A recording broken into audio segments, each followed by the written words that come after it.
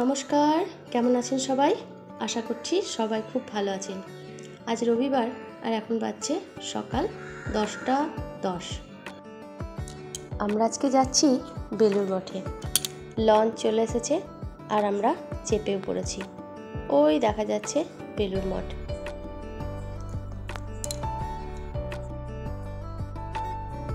চলে এসেছি এই পারে। আর আজকে বেলুড় মঠ ঢোকার আগে এখানে ঢুকবো। এই মঠটা আমরা আগে কোনো দিন দেখিনি, অবশ্য জানতামও না যে এখানে একটা মঠ আছে। তো বেশ ভালো লাগছে, নতুন কিছু পেলাম তাই মনে হচ্ছে। তো যাই, ভিতরে কি আছে দেখি।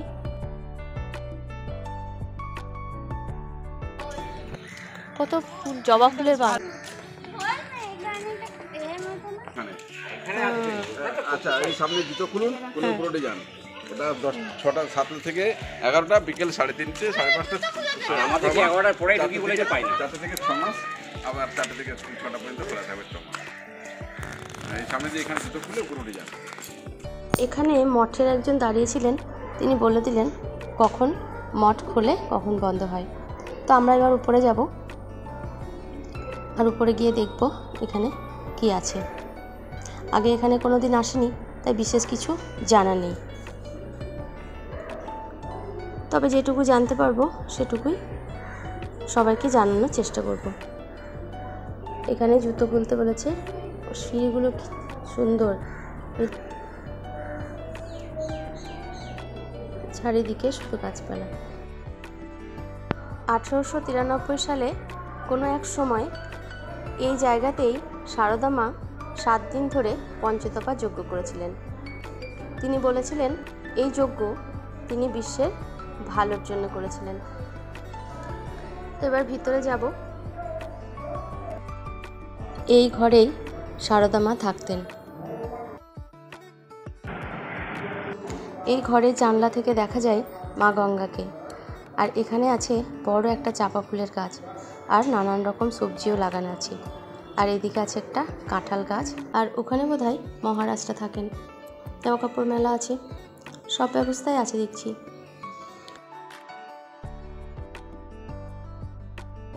দশটার খেয়াটায় আসলে পুরোপুরি ভালোভাবে দেখা যাবে, একটু মায়ের কাছে বসাও যাবে।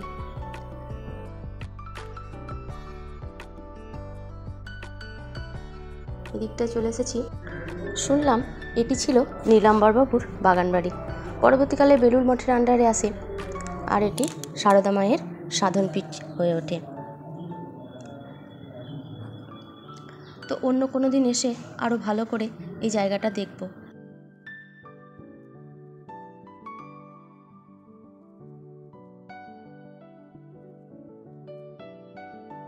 ওই দেখা যাচ্ছে বিবেকানন্দ বেদ বিদ্যালয়।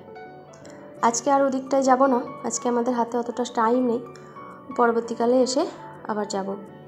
এখান থেকে যেতেই সত্যি ইচ্ছা করছে না, কিন্তু এখন যদি মঠে না যাই তাহলে আজকে আর এখানে খাওয়া যাবে না, বাড়ি গিয়ে আবার রান্না করে খেতে হবে।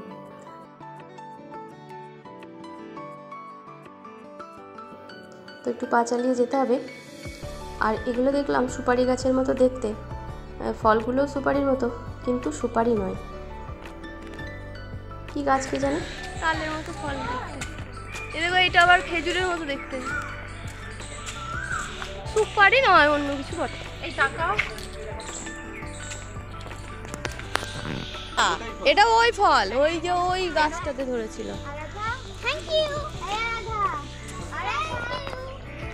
এটা হলো কুটিঘাট যাওয়ার রাস্তা। পৌঁছে গেছি বেলুড় মঠে। আর আকাশে দেখছি প্রচণ্ড মেঘ। এখন 5 মিনিট মতো মঠ খোলা আছে, তো যাই দৌড়ে দেখে আসি।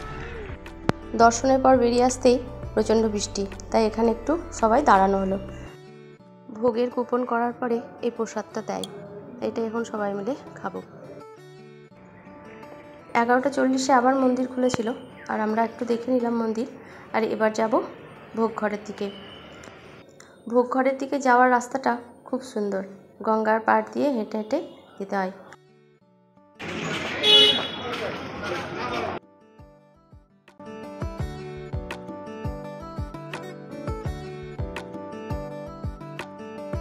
পৌঁছে গেছি কাছাকাছি।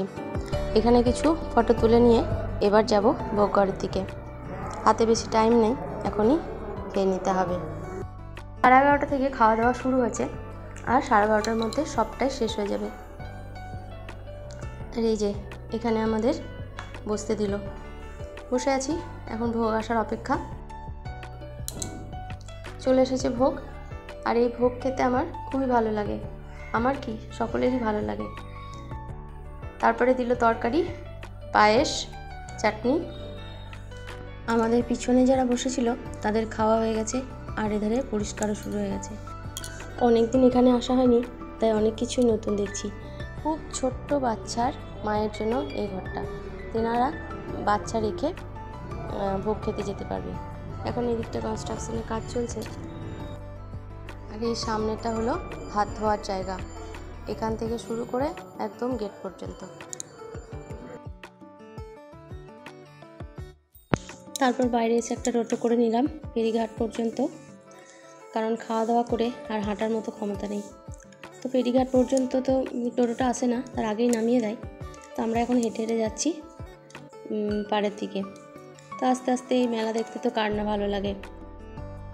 এখানটাতে দেখলাম তালপাতার টুপি, ব্যাগ, পাখা এসব ওখানেই বুনছে আর বিক্রি করছে। তো আমার তো পাখাটা পছন্দ হলো, কিন্তু পাখাটা যেহেতু ফোল্ডিং নয়, ছোট হবে না, সেজন্য আমি পাখাটা নিলাম না। আর ওইটা হলো দক্ষিণেশ্বর যাওয়ার ঘাট। আমাদের লঞ্চে চলে এসেছে, এবার আমরা চেপে পড়ব লঞ্চে।